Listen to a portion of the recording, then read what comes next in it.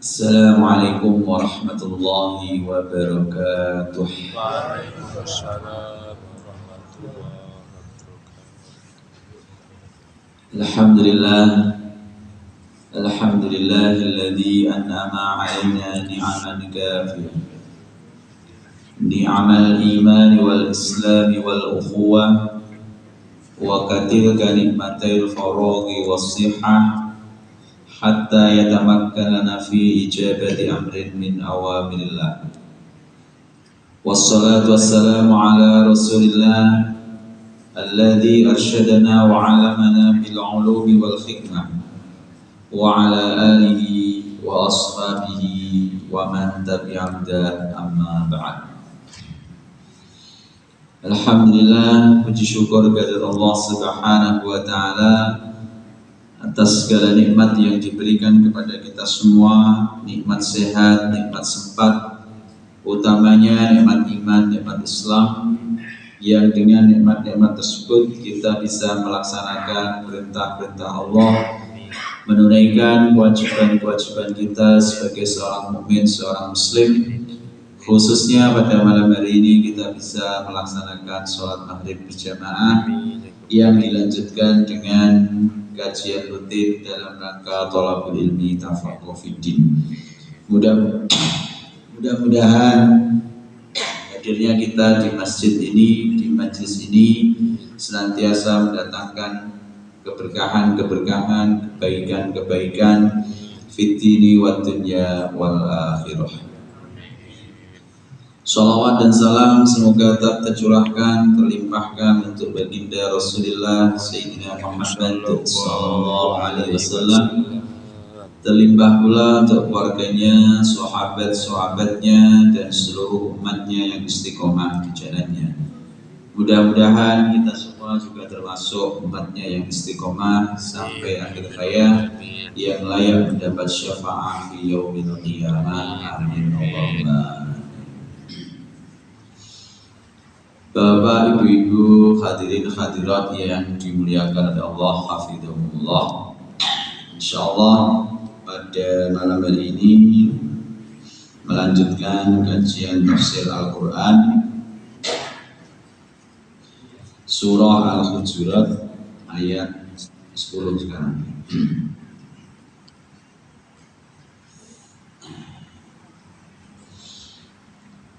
أعوذ بالله من الشيطان الرجيم. بسم الله الرحمن الرحيم. إنما المؤمنون إخوة فأصلحوا بين أخويكم واتقوا الله لعلكم ترحمون. يا أيها الذين آمنوا لا يسخر قوم من قوم عسى أن يكونوا خيرا منهم ولا نساء من نساء عسى أن يكن خيرا منهن ولا تلمزوا أنفسكم ولا تنابزوا بالألقاب بئس الاسم الفسوق بعد الإيمان ومن لم يتب فأولئك هم الظالمون.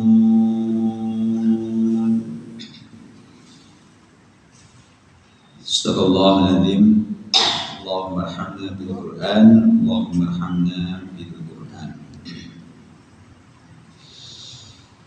Di ayat 10 ini Allah Subhanahu wa taala menyampaikan innamal mu'minuna ikhwatun, ay al-jami'u ikhwatun fiddin, bahwasannya semua orang mukmin merupakan saudara. Yang dimaksud saudara di sini saudara berdasarkan agama, sesama mukmin, sesama muslim itu bersaudara. Dan di sini Allah Subhanahu wa taala menggunakan hasr innama. Ini menunjukkan bahwa orang-orang mukmin itu hanya mau bersaudara. Artinya, mestinya orang-orang mukmin itu enggak mau gegeran, enggak mau tukaran, enggak mau jodak-jodakan, enggak mau benci-bencian. Karena maunya itu hanya seduluran. Makanya kalau mungkin di baju-baju ada tulisan seduluran selawase, yaitu sifatnya orang mukmin. Jadi senangnya ya memang seduluran. Kemudian praktek seduluran itu seperti apa? Praktek ikhwatun itu seperti apa? Dijelaskan dalam hadisnya Rasulullah SAW. Al-muslimu akhul muslim, la yadlimuhu wa la yuslim. Seorang muslim itu merupakan saudara bagi muslim lainnya. Karena bersaudara, maka tidak mungkin di antara mereka ada kezaliman. Tidak mungkin ada saling mendolimi. Lumrahe dulur itu mestine nggih apian. Lumrahe dulur nggih guyub. Lumrahe dulur nggih seneng bareng, susah tanggung bareng. Tidak ada kezaliman di antara mereka. Ini gambaran ukhuwah, gambaran seduluran antar muslim, antar. Nah, kemudian di hadis yang lain Rasulullah SAW juga menyebutkan al-mu'minu lil mu'mini kal bunyan yashuddu ba'duhu ba'dha. Di riwayat yang lain, masalul mu'minina fi tawadihim wa tarahumihim wa tawasulihim kamathalil jasadil wahid idza ishtaka minhu udhun tada'a lahu sa'irul jasadi bil humma was-sahar. Perumpamaan seorang mukmin dengan mukmin yang lain itu bagaikan satu bangunan, yang mana satu bangunan itu saling menyokong, saling menguatkan. Jadi kalau misalkan rumah atau masjid itu ada antara tiang, atap, lantai, tembok dan seterusnya, itu saling menguatkan. Jadi ketika misalkan kok rumah atau masjid tiangnya dihancurkan, juga situ jadi rumah mungkin ambrol, atau mungkin temboknya dihancurkan, juga situ jadi rumah. Gak diarani rumah kalau hanya tiang-tiang saja dan seterusnya. Sehingga dari sini ketika seorang mukmin kok kemudian didolimi, dihancurkan, disakiti, mestinya mukmin yang lain dalam tanda kutip gak ridho, gak iya. Di hadis yang lain lebih jelas lagi Kanjeng Nabi menyampaikan perumpamaan seorang mukmin dalam hal saling mencintai, saling mengasihi, saling peduli, saling nyambung, saling seduluran, diumpamakan seperti tubuh yang satu. Jika di antara anggota tubuh ada yang sakit, maka yang lain juga ikut sakit. Melu greges, bahasa hadisnya tada'ala usairul jasadi bil humma wasahar. Melu meriang, panas, malam gak bisa tidur. Meskipun yang sakit itu giginya, misalkan giginya cekot-cekot, itu sing ra iso turu gitu, mripate melu ra iso, awake gitu melu ra kepenak kabeh. Meskipun yang sakit cuman gigi, atau mungkin yang sakit apa udunan misalnya, awake melu meriang kabeh geges. Ini perumpamaan yang disampaikan Kanjeng Nabi. Oleh karena itu, ketika kita memahami ini dengan baik, mestinya begitu kita melihat, mendengar ada saudara kita sesama mukmin yang sakit atau yang butuh pertolongan atau yang butuh bantuan, termasuk misalkan hari ini kita mendengar berita saudara-saudara kita di Gaza, misalkan di Palestina, yang mana mereka kelaparan, anak-anak meninggal karena nggak dapat makan, yang sakit tidak dapat pengobatan, maka mestinya kita ikut merasakan, paling tidak nyetrum sampai sini tentang penderitaannya kaum muslimin meskipun di jauh sana. Karena yang menjadi batasan tidak satu negeri tertentu, satu komunitas tertentu, tapi selagi agamanya sama, mereka adalah saudara. Oleh karena itu, tidak henti-hentinya kita memberikan simpati, empati kita terhadap saudara-saudara kita, minimal itu dengan doa-doa kita. Syukur-syukur bisa memberikan bantuan, dan syukur-syukur bantuan itu bisa sampai ke sana. Karena bantuan pun kemarin-kemarin susah untuk sampai di sana.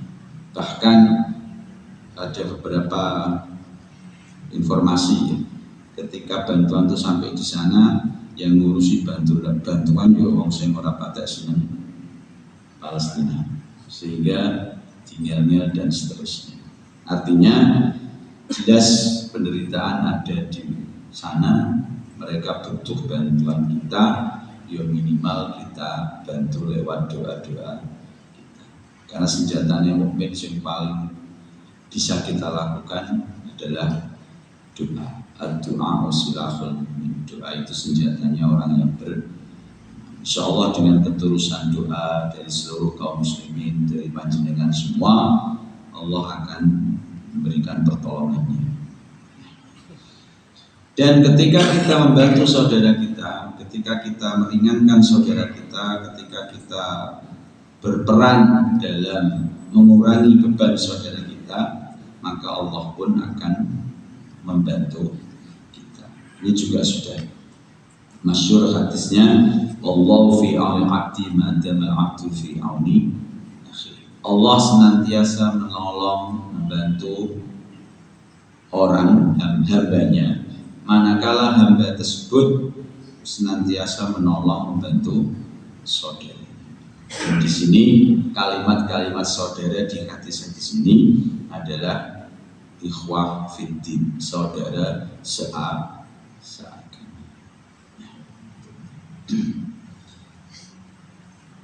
Dan masih banyak lagi hadis-hadis yang disampaikan Rasulullah yang mengajarkan kita untuk berukhuwah, untuk bersaudara. Kemudian dijelaskan juga bahwasanya kategori ikhwah, kategori ukhuwah yang tadi disebutkan bahwa orang-orang mukmin itu saling bersaudara, maka disebutkan wa adna martabatil ukhuwah salamatus sadr wa a'laha al-ithar. Derajat terendah dari ukhuwah adalah selamatnya hati kita dari perasaan benci, dendam, perasaan suudzon, perasaan gedeng terhadap saudara kita. Jadi punya hati yang bersih dari perasaan dendam, punya hati yang bersih dari perasaan benci terhadap saudara, itu merupakan derajat minimal, derajat ukhuwah yang paling rendah. Karena resi hati itu kan dalam tanda kutip nggak butuh modal, nggak butuh modal finansial, nggak butuh modal tenaga, sanggeratine resik, maka dikatakan adna martabatil ukhuwah, derajat terendah dari persaudaraan itu ketika kita punya hati yang bersih terhadap saudara-saudara, boten dendam, boten gonduk, boten mantel, boten jotak juding. Nah ini derajat paling. Maka ketika hati kita masih menyimpan dendam pada sesama muslim, ketika dalam hati kita masih ada kebencian terhadap sesama muslim, maka di sini berarti ukhuwah kita dipertanyakan, persaudaraan kita dipertanyakan. Maka yang masih punya ganjalan-ganjalan sudah dihilangkan, yang masih punya dendam terhadap sesama muslim pun dihilangkan mawon. Karena itu adnal martabah, derajat yang paling rendah adalah membersihkan hati dari dendam, benci terhadap sesama muslim. Nah, kemudian berkaitan dengan ini, resikonya ketika orang itu derajat terendah aja nggak punya, ketika hatinya masih punya dendam sama si A, si B, si C, masih mangkal sama si A, si B, si C, rasudinan ratrimo sama si A, si B, si C, kalau itu masih ada, itu akan merepotkan diri kita sendiri, yang merugi diri kita sendiri. Di antara kerugiannya itu, orang yang hatinya itu penuh dendam, penuh kebencian terhadap sesama muslim, itu ketika dia berdoa, ketika dia istighfar, ketika dia minta rezeki, itu dalam tanda kutip dihalangi oleh Allah. Itu salah satu kerugian kalau kita menyimpan dendam. Sebagaimana disebutkan dalam banyak hadis, redaksinya macam-macam, riwayatnya macam-macam. Salah satunya itu, innallaha yanzilu as-sama'i dunya fi thuluthil akhir minal lail fa yattali'u ala ibadihi fakam min mustaghfirin fayaghfirullah wa kam min mustasiqin fayasuqah wa kam min mutalan fayu'afiyah illa musyrik atau musyrik. Jadi Allah itu setiap malam, setiap sepertiga malam itu Allah, bahasa hadisnya, turun untuk melihat, ngecek hamba-hambanya. Ya di sini turun pengawasannya, turun pemantauannya, dipantau, hamba-hambanya dipantau di sepertiga malam terakhir. Jadi kan gak usah bantah, tidak sepertiga malam yang dipantau. Ya benar, Allah kan mengawasi setiap waktu. Tapi di hadis disebutkan di sepertiga malam terakhir itu ibaratnya checking hamba-hambanya, dipantau. Maka siapa saja hambanya yang beristighfar pada sepertiga malam terakhir diampuni oleh Allah. Siapa saja hambanya yang minta rezeki di sepertiga malam terakhir, maka akan dikasih rezeki oleh Allah. Siapa saja hambanya yang minta diselamatkan dari musibah, diselamatkan oleh Allah, kecuali dua orang, kecuali dua golongan, illa musyrik atau musyrik. Yang pertama adalah orang yang musyrik. Orang musyrik selagi dia masih dalam kesyirikan, istighfar gak di ngapura, jalur rezeki boten diparingi, donga ora dirungokke, gak dijabah. Dan insya Allah kalau kita aman semua, tidak ada yang musyrik. Au musyahid, yang kedua adalah mereka yang hatinya masih nyimpan dendam, kebencian terhadap saudaranya. Lah ini juga katut, istighfarnya enggak di ngapura, doanya enggak, minta rezeki yo enggak dituruti, minta terhindar dari musibah enggak digubris sama Allah ketika masih punya dendam. Maka oleh karena itu, sekali lagi, ketika kita masih punya dendam, itu yang rugi diri kita sendiri. Sing jenengan mangkeli ini lho ra rugi. Sing jenengan gopetingi, jenengan ninteng-ninteng ini lho malah mboten rugi. Malah dosane kalong, malah derajate munggah. Tapi sing nginteng-nginteng, sing dendam, sing godhok ra ilang-ilang, itu malah sing rugi. Karena begitu donga ora patek dirungono donga. Nah, oleh karena itu jadilah orang yang hatinya bersih. Nek jenengan hatinya resik, serik gitu, ora usah suwe-suwe lah. Serik wajar, manusia serik nggih wajar, godhok nggih wajar, mangkel nggih wajar, tapi ora usah suwe-suwe. Nek suwe-suwe sing rugi awake. Nah, jadi bersihkan itu ngapura, senajan mungkin nek ketewak wonge nggih jeling nek. Tapi sebetulnya apa-apa, yang penting wis bariku ya dicolno. Nah itu insyaallah istighfar manjur di ngapura sama Allah, minta rezeki dilancarkan sama Allah, minta dihilangkan musibah, dihilangkan musibah. Makanya kadang-kadang kita juga dengar orang-orang itu karena ada hadis tadi ya, sholat tahajud sepertiga malam terakhir biar rezekinya lancar. Ya janjane betul ngoten janjane niku pasti. Sholat tahajud itu perlu dereke perintahe Allah. Nah karena dereke perintahe Allah disenengi Allah, macam rezekinya. Cuman kadang orang itu lebih tertarik untuk faktor dunia ini. Padahal yang mesti itu niatnya ya lillahi ta'ala, dan nanti kalau sudah lillahi ta'ala itu insya Allah fadilah-fadilah yang disebutkan itu katut dengan sendiri. Nah, itu derajat yang paling rendah dari ukhuwah. Kemudian wa'ala martabati, dan derajat yang paling tinggi dari ukhuwah adalah al-ithar. Ithar itu maknanya an yuqaddima ghairahu ala nafsihi, mendahulukan yang lain di atas dirinya sendiri. Itu namanya ithar. Jadi dia lebih mementingkan, lebih mendahulukan, lebih mengutamakan orang lain di atas dirinya sendiri, khususnya di urusan dunia. Karena nanti para ulama ithar di urusan ibadah itu justru makruh. Diseke wong liya tapi di urusan ibadah itu kata para ulama makruh. Misalkan sholat itu jenengan manggake rencane jenengan, monggo jenengan ngajeng kula tak mikir mawon. Itu makruh.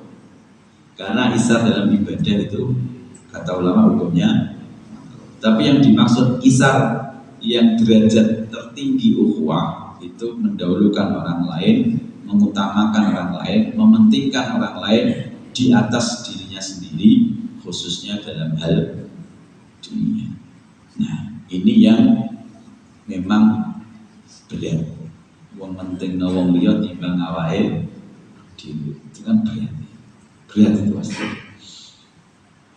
Ya kalau yang sering dijadikan contoh itu kan praktek antar sahabat.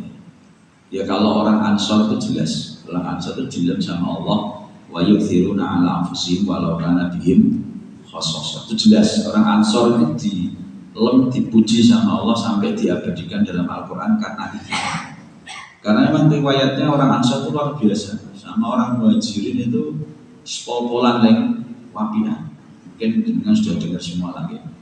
Jadi ada sahabat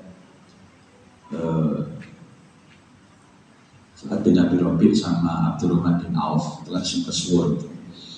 Jadi sahabat ini punya sawah, gambarnya sawah, punya ladang, kemudian dikasihkan sama Abdurrahman bin Auf. Semoga hormati keising apik, dikasih yang baik, sing panennya biasanya luwih akeh, sing panennya biasanya luwih apik. Kemudian tidak hanya itu, Abi Rabi ini juga punya istri, adalah istrinya dua. Istrinya dua itu Abdurrahman suruh lihat sebentar, ini delok loro ini, sing luwih bikin kamu kesengsem, tak pegat tak kekno. Ini contoh ithar sahabat Ansor. Jadi badannya itu didom, sahabat Muhajir dikasih yang lebih baik. Jadi ngomong toko di loro, ini semua laris yang tiga. Di elilo sing rapat laris lah. Kira-kira ngomong saat ini dipraktek makan longkong. Wangel, coba nanya itu toko. Ini sebagian toko yang wangel. Ini toko sing laris. Semoga dijadikan jenengan, kalau sudah patah laris. Bojo di loro, dikon delok sedelo, kira-kira sing luwih bening Cara jenengan tak pegat kanggo wis wangel golek wong kaya ngono. Ora ono watake saya. Tapi itu sahabat Ansor pelakon dan itu menunjukkan a'la martabat, level tertinggi dari ukhuwah. Itu ketika bisa ikhtar seperti itu. Contoh lain, ketika dalam sebuah peperangan ada beberapa sahabat yang terluka. Dan pada waktu itu memang secara umum di Arab itu kan sulit air. Nah, bekal air menipis, habis. Kemudian ada yang menghampiri sahabat bawa air. Monggo jenengan butuh toyo nih, jamel nyambung urip, jamel bertahan sebelum nanti diobati. Ketika mau diminum, dia mendengar cerita sahabat lain yang mengadu kesakitan. Dia nggak jadi minum, ternokono, ikut lebih butuh gitu ya. Sampai gembur-gembur, sampai jerit-jerit dan butuh pertolongan. Ternokono aku kuai. Akhirnya yang nganter air tadi menuju yang minta pertolongan tadi. Sampai di sana dikasihkan air, mau minum, dengar lagi yang minta tolong. Wih, mana sih butuh ini? Nyatanya kono gebor, setelah kono air. Dia nggak jadi minum. Karena minumnya sedikit, nek minum dia ya sing kono gak uman. Karena dia rela. Iko lebih butuh iko lebih ngenes iko. Jadi lebih ngenes di kan aku sekarang. Sampai sana mau diminum, dengar lagi nggak jadi minum sampai dikasihkan. Nah, ketika menuju yang dituju tadi, sampai situ kedisian mati. Terus kalau teman balik ke yang sebelumnya, sampai yang sebelumnya mati juga. Balik ke yang awal tadi, saking itharnya itu dalam tanda kutip nyawanya udah hilang. Ini tingkat ukhuwah yang tertinggi. Jadi ketika seorang itu bisa mementingkan orang lain di atas dirinya sendiri, maka dia sudah di level ikhwah yang tertinggi. Ngeten iki diomongno yo kepenak. Dirungokno yo marem iku. Nah, prakteknya sing gampang insyaallah. Sekolah muni gampang insyaallah dadi. Nek sembayang nangil saya aja sido. Saiki insyaallah gampang. Ana wong butuh dia dimenang diutamakno. Kok kira-kira dia diutang pas ana duit eling duit utang supaya saya kan sing nyaur. Yes, ya itu contoh untuk ihsan yang sudah dipraktekkan generasi terbaik terkait mementingkan, mendahulukan saudaranya di atas kepentingan. Ya ini level tertinggi dari ukhuwah. Innamal mu'minuna ikhwatun. Level terendahnya adalah punya hati yang bersih, boten gondok, boten dendam terhadap sesama muslim.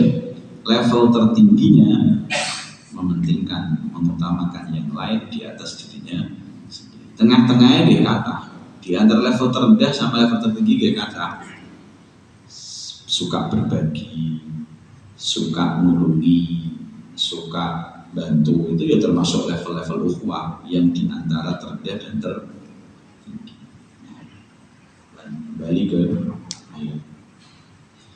Innama mu'minuna ikhwatun fa aslihu baina akhawaikum.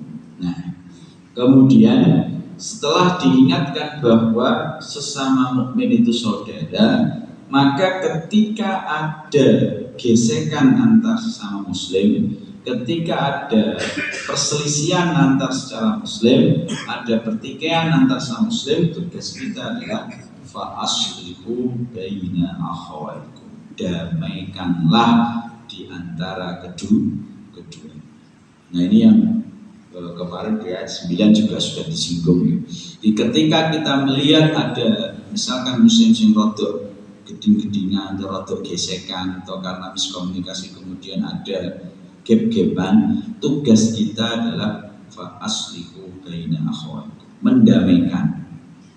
Sebenarnya tugas kita itu mendamaikan, tidak harus ngeblok salah satunya. Selama dia mukmin, kok gesekan, kok tukaran, ya aslinya tugas kita fa aslihu baina akhawaikum, damaikanlah di antara dulurmu yang bertiga. Saking pentingnya mendamaikan dulur, mendamaikan saudara, mendamaikan sesama mukmin yang berselisih, di hadis itu disebutkan boleh berbohong. Berbohong itu aslinya dosa. Dosa, dusta, bohong itu aslinya dosa. Ya kumpal kadhib fa innal kadhiba yahdil fujur wa innal fujur yahdil nar. Jauhilah dusta, karena dusta itu kemaksiatan itu membawa ke neraka. Dosa itu nggih mari neraka, ngapusi nggih mari neraka. Cara cekain. Tapi dalam hadis juga disebutkan Kanjeng Nabi itu tidak menghalalkan bohong kecuali di 3 hal. Jadi saya tidak menghalalkan bohong kecuali di 3 hal. Yang pertama fil harb, dalam pertempuran. Di dalam berperang, dalam pertemuan itu oleh ngapusi musuh. Maksudnya ngapusi musuh itu siasat, taktik. Jadi misal contoh ngapusi musuh, Kanjeng Nabi kan pernah perintah sahabatnya yang rambutnya putih kon nyemir hitam, kan ngapusi ben ketok. No, itu contoh ngapusi saat perang. Suruh nyemir hitam biar ketok nom-nom, ketok seger-seger ben musuhe kedel. Atau muter balik di tengah mundur tapi jebule putar balik nyerang dari, itu juga boleh, itu bagian dari siasat perang. Di perang itu boleh ngapusi dalam tanda kutip ya. Bahkan ada ungkapan al-harbu wal fida, perang yo aja ngapus-ngapusi. Sing paling iso ngapusi ge sing menang. Perang kok lugu ya akeh kalah. Sehingga ini kadang disalah tafsirkan. Wes main welek lah, yang penting menang. Perang ku anjen ngono. Ini repot juga. Artinya demi siasat perang itu boleh tadi taktik yang seolah-olah menipu lawan itu boleh. Kemudian bohong yang kedua itu li islahi bainan nas, untuk mendamaikan antara musuh yang bertiga. Jadi misalkan dengan tahu ada si A si B ini nembe gegeran, si A si B ini nembe jotaan, si A si B nembe penelen-penelenan. Jenengan boleh bohong, misalkan ngomongi si A si A, si B pasti apian. Nek ra ono kowe dilem-lem, disanjung-sanjung, tapi nek kepethuk kowe mungkin gengsi. Padahal ya si B gak tau ngelem si A. Jenengan boleh ngapusi gitu. Yang penting ben damai. Begitu juga jenengan ngomongi si B, si A itu ya ojo boleh nek. Kalau jenengan salut B, temenan, B ngomong dhewe rek aku, dihujani apian. Ning aku ape jarum tampura ora tuwe.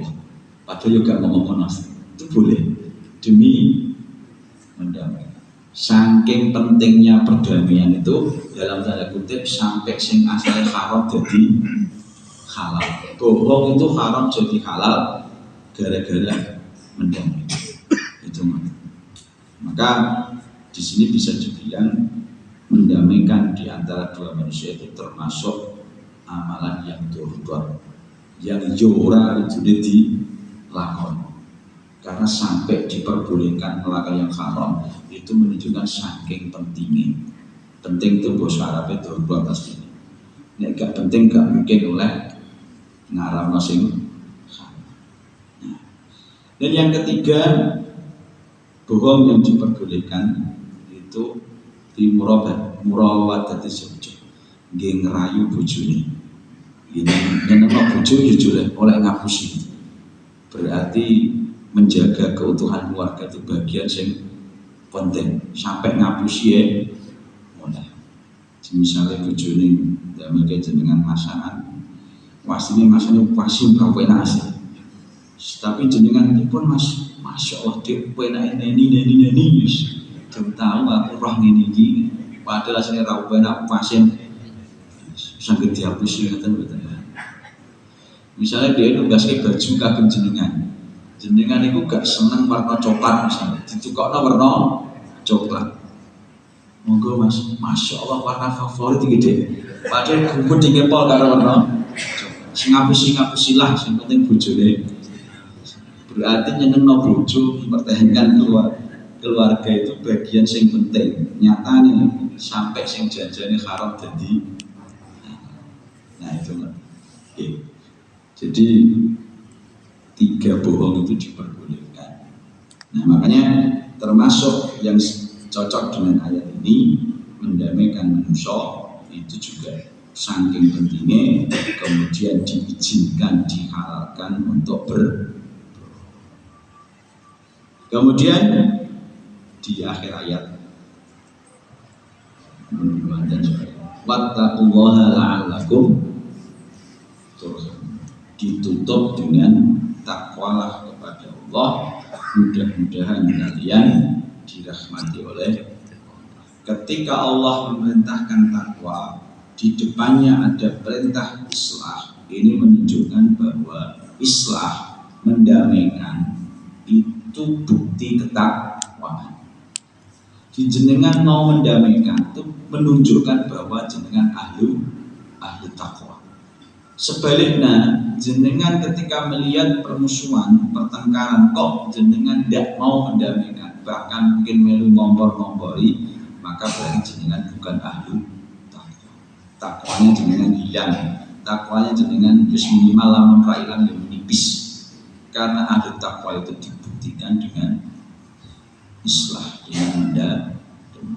Nah, ketika jenengan mau mendamaikan, ketika jenengan menjadi ahli takwa, maka insya Allah la'allakum turhamun, jenengan dirahmati oleh Allah Subhanahu wa ta'ala, dan juga insya Allah dirahmati, disenangi, disayangi sesama manusia. Maka orang yang senang damai itu tidak hanya disenangi Gusti Allah, tapi disenangi manusia. Sebaliknya, sing seneng gegeran, seneng tukaran, meneh karo dulure dhewe, sesama muslim, selain dibenci Allah ya dibenci.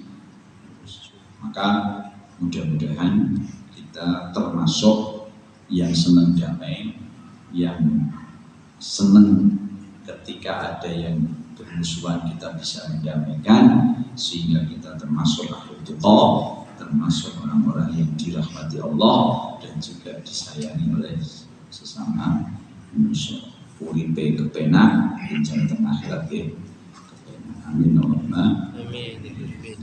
Demikian kajian tafsir pada malam ini, mudah-mudahan bermanfaat.